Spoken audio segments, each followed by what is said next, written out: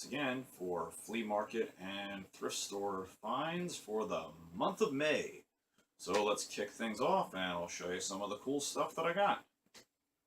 Alright, so as always, I'll start things off with toys, which I definitely have a lot of this month.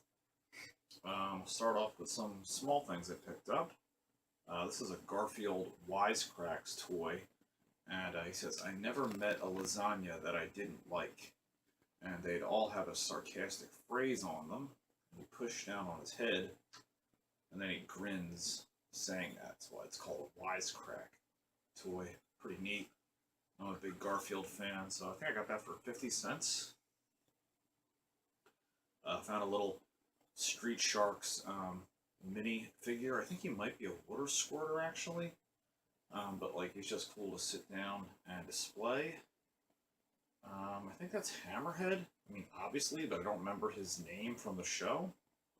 Looks really cool. He's coming up through the manhole and through the asphalt and stuff. It's pretty cool looking.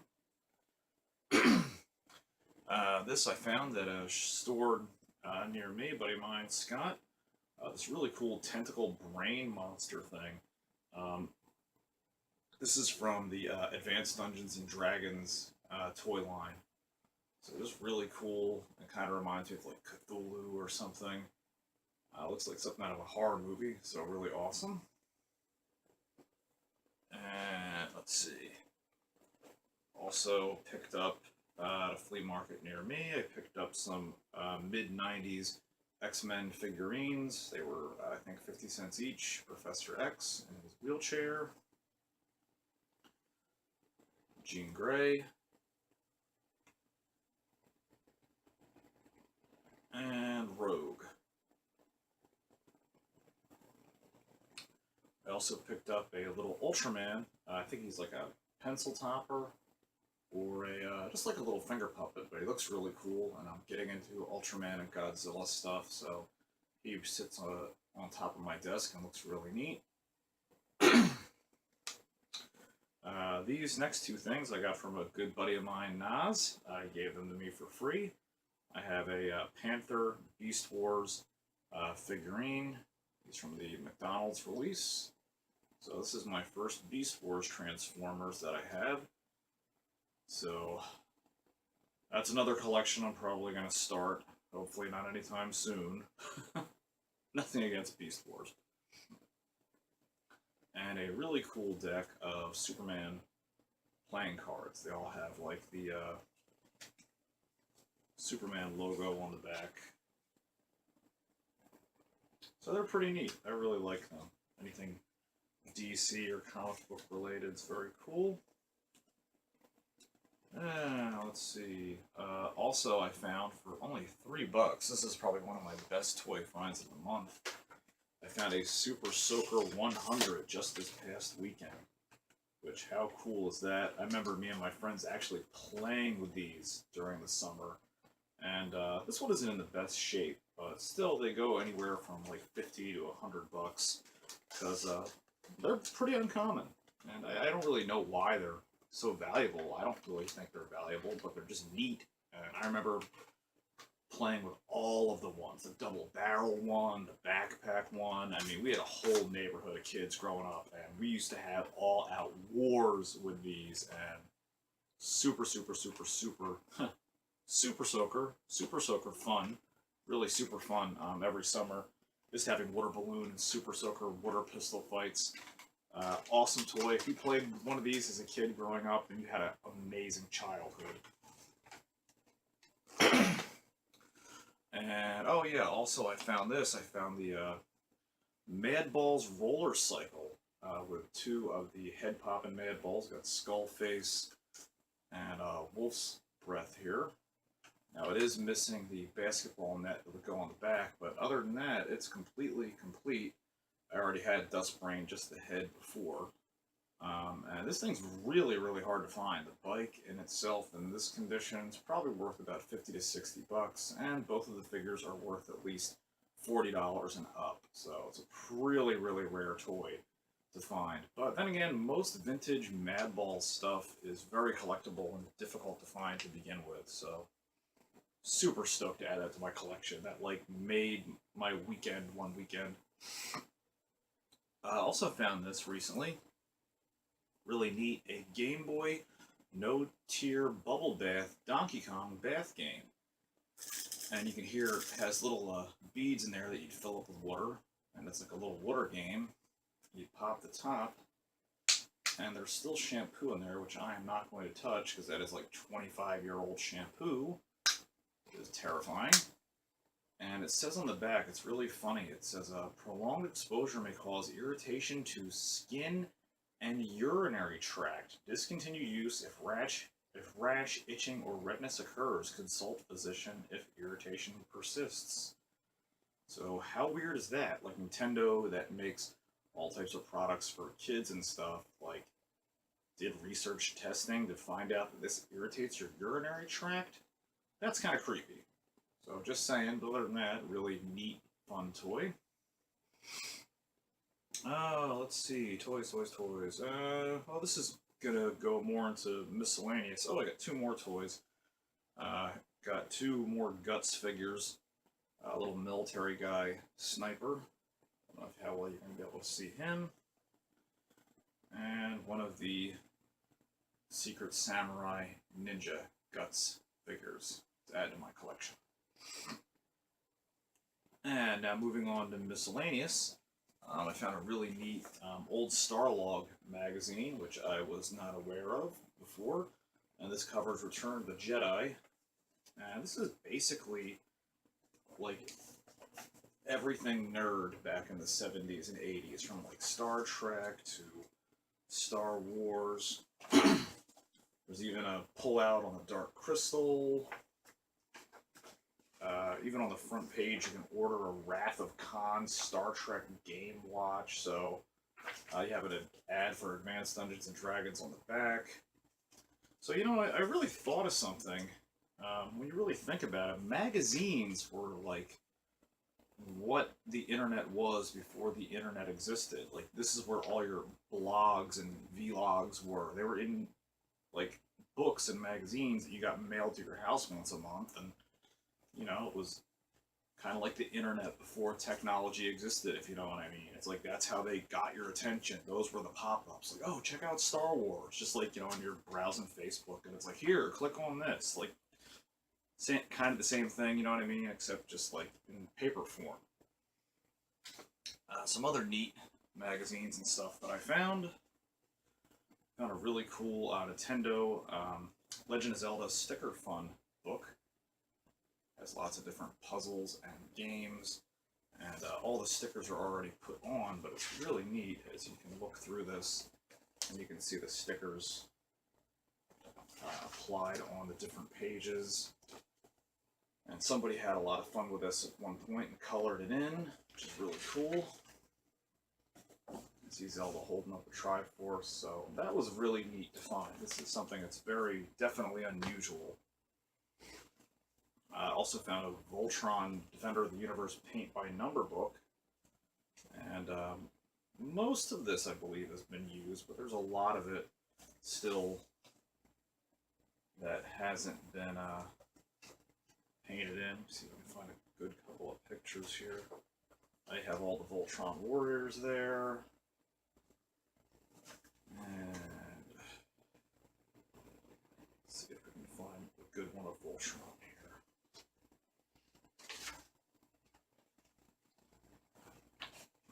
Oh, here we go. Now the first one. Duh. So pretty colorful, pretty high quality, I think. Really neat. Also found this Japanese Famicom magazine. And I can tell that this is the front cover because in Japan you read everything from right to left instead of from right to left, like in America. So that's pretty neat. It talks about different games being released there. Like, there's some stuff that I believe that, yeah, you have like a walkthrough to Super Mario World, except I can't read a darn thing about it. But pretty darn neat. And then I also found this cool wrestling album from the early 90s. And this is the whole active roster of the WWF got together and put a hit album out, singing different theme songs and stuff. And you can see everybody on the back, from Vince McMahon and Mean Gene to Bobby the Brain, Jimmy Hart, Mr. Fuji, Hillbilly Jim, Honky Tonk Man. I mean, you name it, they're all there. For better or worse, they're all singing. So that was too amazing for me to pick up. Really crazy. And also wrestling related, got these for $2 each. These are vintage 90s Bret the Hitman Hart wristbands, sweatbands. So, like, wow, that's really cool. I'd love to find a pair of the sunglasses that he, like, gave out to kids in the 90s. But to find, like, old vintage wrestling merchandise like that, that's pretty unusual. So definitely cool to add those to my collection. Yeah, let's see, that pretty much wraps it up for toys and miscellaneous, so let's take a look at video games. I'll start things off with some GameCube that I found. Picked up Power Rangers Dino Thunder for GameCube. That looks fun. I paid $5 for that. Not worth too much, only worth like 7 or 8. And Dragon Ball Z Budokai 2, which is pretty uncommon. This goes from anywhere online between 30 to $50, and it's got the manual and everything. So does Dino Force, but nowhere near as valuable as this. So that's a cool find. Some CD games that I found. Found Siphon Filter for PS1, sealed for only like $1.50. Only worth about 20 bucks, but still pretty neat to find anything still sealed in its packaging. A PC-ROM game that I've been looking for forever. This is Pharaoh. It's a city building game, kind of like SimCity or Caesar 3 or Roller Coaster Tycoon. And trying to find this even to download it or to buy it anywhere. It's made by Sierra, and it's just a really uncommon game to play. And I used to play this back in high school, and it's a fantastic game. And I can't wait to install that and start playing it again. Really, really fun where you build an Egyptian empire. So really glad that I found that. I also found this, another sealed game. This is Ultraman 2. This is a Famicom Disk System game. Now I have a Famicom, but not a Famicom Disk System, and this is sealed. And worth between like $20 to $40, but really cool art on the front of the case. And just very, very, very unusual to find a Famicom Disk System game, so really neat to add that to my collection. Also in weird PC games, I found this. This is a VGA Adult Entertainment Pack. Only paid $1 for this, and it's just so weird and crazy. Like, I don't know if this is a game or if this is for real, but you can see, like, the image, like, the hottest stuff around. And in the manual there, it gives, like, there's this, like, joke manual where it says, I don't know if I can get it out here. Let's see. Oh, yeah, disclaimer. Not responsible for alleged damages, consequential or inconsequential, resulting from inappropriate use of the software. This includes, but is not limited to, allegations of eye strain, nearsightedness, nervousness, high blood pressure, nymphomania, unwanted hair growth or loss, excessive perspiration, or insanity, temporary or permanent. So I don't know if this is like joke software or not, because it kind of seems like it is. But it's just so weird and crazy. I mean, it's on pink 5 1/4 floppy disks, so like how nuts is that? That's just too insane. Let's see. Also found a bunch of Genesis stuff, some pretty good stuff this month too.